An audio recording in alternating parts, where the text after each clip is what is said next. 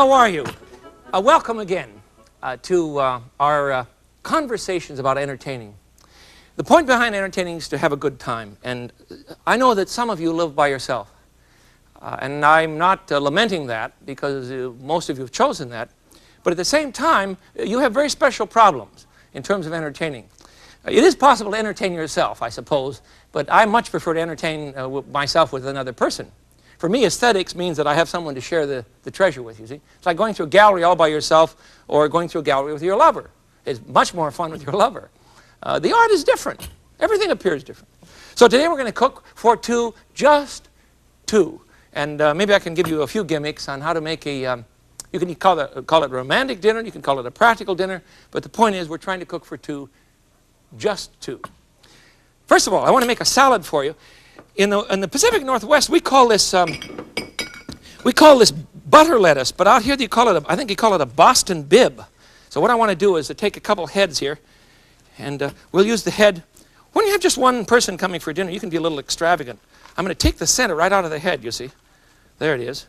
And this will make a salad for us. All right? We'll put that on a plate. Let me do a couple of these. That plate's too small. Let me get a couple of these prepared, and we'll make some dressing. And I'm going to fill these with shrimp. Pick out a good one here. You know, if you have only one person coming, you want everything to be very precise and attractive. Just take out the center so that you wind up with a kind of bowl. There. I'm always afraid that if I ever do that on camera, I'm going to wind up with a slug in here. You know that? Wouldn't that be awful? What would I say to you? I'd say, there's a slug in the lettuce. What else do you say? All right. Put the basket now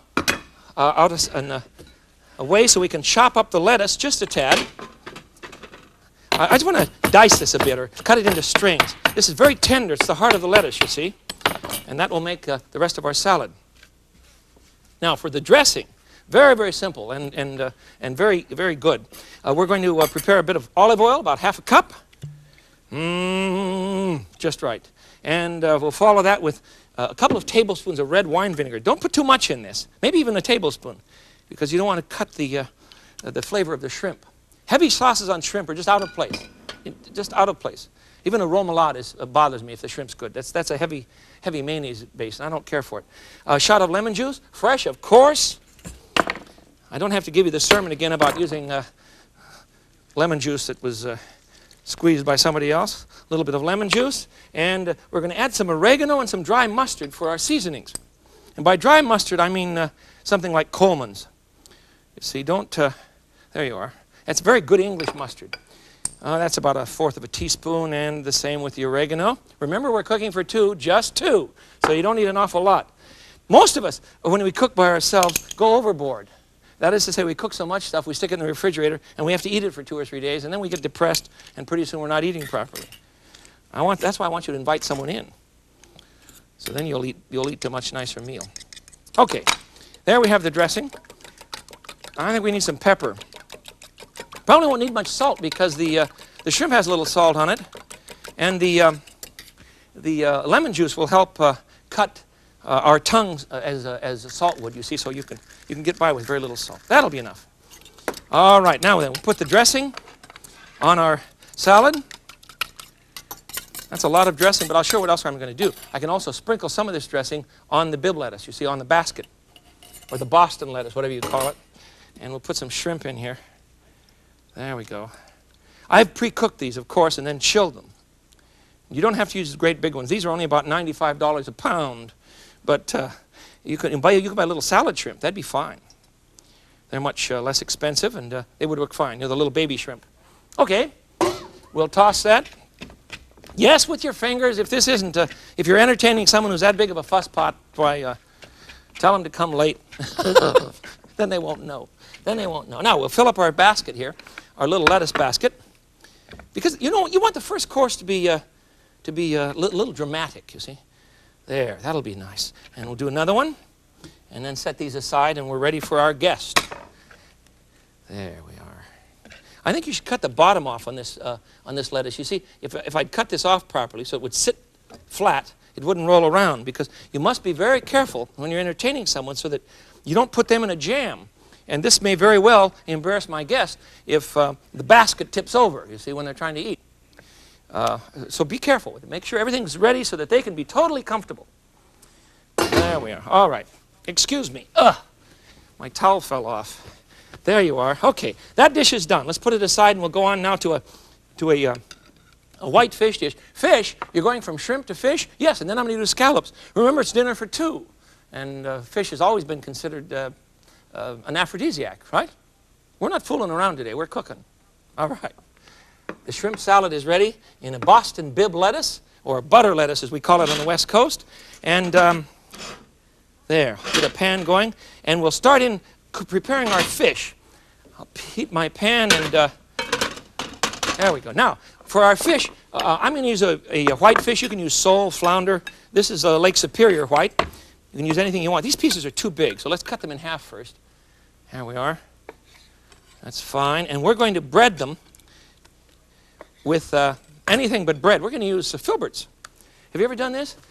There's a restaurant in the public market in Seattle, a place I really enjoy, and they bread their fish with filberts, or sometimes they're called hazelnuts. Now I need to grind these up a bit. I'm going to use my old coffee grinder, and it'll work well to get a kind of, let's hope it works well, yeah. All righty. Not too fine. There we are. There we are. Okay. And on it goes. There. I'm going to bread my, I'm not getting all of that out of there. Now we've got it. I'm going to bread my fish with the beautiful filberts. And in order to get the breading to stick, I'm going to put a little bit of lemon juice on it first. Here it is. A little bit of lemon juice on the fish. Just on one side, maybe a little salt and pepper. Okay, there we go. That'll do us. And rub that in. Pepper if you like. You won't need much. There we are. It's very, very simple. And we'll get some olive oil in the pan. Here it is. That pan's awfully hot. I think I may have gone too far here. Yes, it is too hot. So turn down the heat and at least get it off when you first throw them in, you see? We'll just take it off right now. All right, we're going to bread our fish now in the hazelnuts or the filberts. Just throw them right on. Get a lot on there. And then lay them into the pan. Beautiful. Ah, I love that sound. You think this is too extravagant? Fish with hazelnuts? I don't think it's too extravagant. I have a neat friend coming, so it's all right. Actually, you know I'm very far from home. And I have trouble talking to you about today's subject, cooking for two, because I haven't had dinner with my wife for several nights.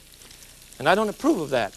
Not at all. And I'm getting very melancholy today because she's my best critic, and she's also my best eating partner. Okay, there we are. Now, we'll saute that. Don't overcook fish. Remember, the Chinese rule is don't cook it, threaten it. And I think you should remember that when you're cooking too. I've had fish cooked, and deep frying fish. Oh, Lord, what for? There. You don't want to deep fry fish at all. You'll ruin it. I don't know of a single fish that can take a deep fry, unless it's a heavy cod, you know, for an English fish and chips. That might be all right. But otherwise, you're going to get into trouble. All right, let's make a sauce for this. I want a tablespoon of butter. I want a lemon butter sauce here. Tablespoon of butter. Boy, that's pretty hot. I'll get that off the burner too. It's just too hot. You don't want to burn that. Now, you see that's beginning to burn right away? So add some olive oil. We're going to try and prevent that right now. There we go. That'll do us. We don't want the sauce to be too dark. And we're going to add a tablespoon of flour to that, and we'll make a basic roux. You see? You know what a roux is? Half flour and half, there we go, half flour and half butter, so that we can thicken our sauce quickly and nicely. And I need more flour. That's not going to work. There we go. And you can make a roux out of vegetable oil and butter. You can do that easily, and then you wouldn't have quite so much butter, fat, or cholesterol in your food. That'd work fine. Now we're going to add some clam juice and some white wine, or fish stock. You see, about a cup. And we'll cook this now. I'm going to add some wine, but back on the burner it goes. This will thicken up for us. And we'll add a little bit of white wine. Time to turn the fish. Okay. You might want to add a bit of salt to this, and surely some lemon juice, but I have to turn my fish first. Here it is. There. Look at that, isn't that beautiful? Oh, don't overcook it, please. I'm going to spread the oil around. There we go. All right, the sauce is doing nicely. Let's put in some lemon juice, and I think we're ready to go. Look at that, I've shot 2 lemons already, and we're just getting started. That's all right. All right, there we go. You got the sauce. It's very simple. Make a roux of butter and flour, and then add a bit of clam juice or fish stock, about half a cup to a cup, and a little bit of white wine, just a shot, a little bit of lemon juice, and the sauce is ready. Actually, that one's too thin. I'm going to add some more. Wine to it. You can turn off that one. It's hot. There we go. Wine's a great thinner, not for your blood, but for your cooking. Don't ever add water. Add soup stock or wine, and then you'll get along with the world properly. Now, I'm not going to put the sauce on top of the fish because the fish is beautiful as it is. So I'm going to put the fish on top of the sauce. Put the sauce on the plate, you see. There we go. Isn't that cute? And on top of that, yes, that pan is as hot as you thought it was. On top of that, we'll put our fish. And we'll garnish that with a bit of, some fresh dill perhaps, or some parsley. I'm going to use dill. There we are. If these nuts continue in the pan here, they're going to burn up, so I want to get rid of them. Going to use that pan for our next dish, which is also fish. Dill garnish. Oh, I don't need much, but the idea that you should not do something extravagant just because there are 2 people there, or because you've been married 35 years, is just crazy. You should always have a good time. The table is the proper place for making love, for heaven's sakes. It's the most important room in the house, I'm convinced. Think of all the wonderful love scenes that you've known in history. Antony and Cleopatra, Tom Jones, that wonderful oyster eating scene, Katharine Hepburn and Humphrey Bogart on The African Queen, when he turned to her and he said, "Madam, may I offer you some tea?" And she said, "Please, Captain." And he offered her a cup of rusty water out of the tank. Do you remember? That's intimacy. And it's always over food.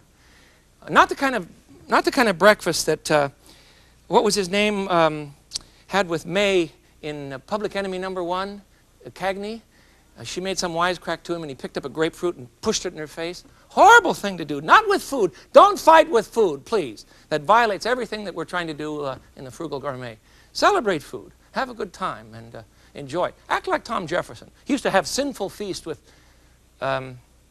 lots of people, and most of them were girlfriends, but the boy could sure cook.